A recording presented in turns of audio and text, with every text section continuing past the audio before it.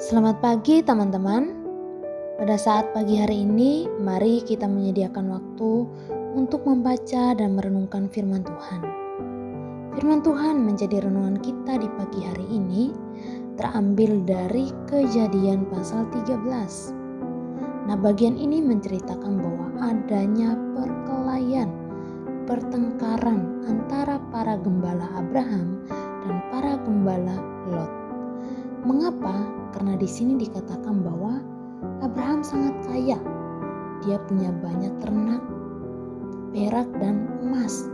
Begitu juga dengan Lot, yaitu keponakan dari Abraham sendiri. Dia juga mempunyai domba, lembu, dan kemah. Nah, karena mereka memiliki banyak sekali kekayaan ternak, sehingga negeri yang mereka diami itu tidak cukup untuk menampung mereka dan juga kekayaan mereka.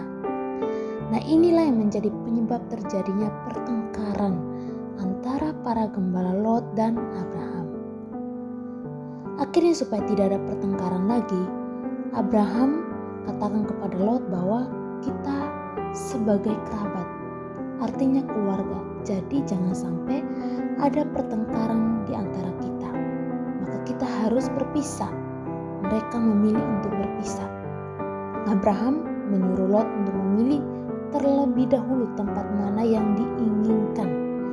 Nah, Abraham sebagai yang lebih tua, seharusnya dia yang memilih terlebih dahulu daerah mana yang dia pilih untuk didiami. Tapi Abraham di sini membiarkan Lot yang memilih terlebih dahulu, dan Lot pun memilih lembah Yordan yang subur. Nah, Abraham bisa saja memilih itu, tapi dia tidak melakukannya. Dia tidak mementingkan kepentingannya. Abraham menerima keputusan Lot. Dia pun mengalah dengan menetap di bagian lainnya, yaitu di tanah Kanaan. Nah teman-teman, Abraham mau mengalah supaya tidak ada pertengkaran lagi di antara mereka. Teman-teman, sebagai anak Tuhan, seharusnya kita juga mau belajar untuk mengalah.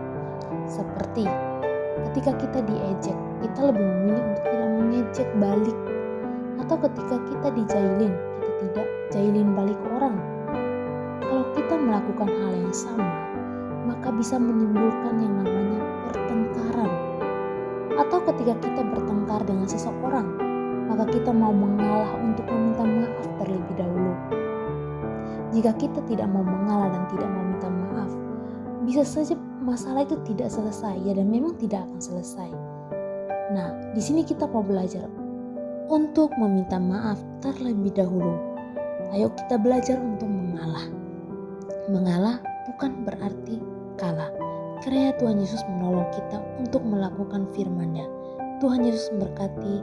Amin.